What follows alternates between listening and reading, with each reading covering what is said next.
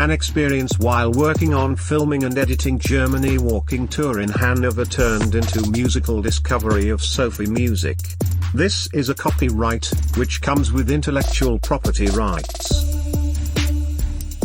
So, please adhere to intellectual property rights, by indicating credibility and transparency, if you want to use this term Sofi music, or the music with its discovery. You do that by referring to the source of it by the name of the creator and the source website below. Answer this: can you perform a pantomime dance while hearing this music? Well, you can do, by the way. Just close your eyes, sweep away your mind from any thought, indulge, feel it and let your body move.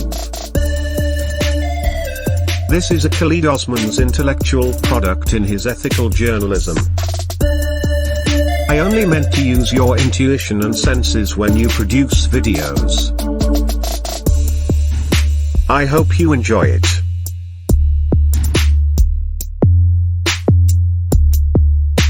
If you did, remember to subscribe to the channel and like. Visit the website below.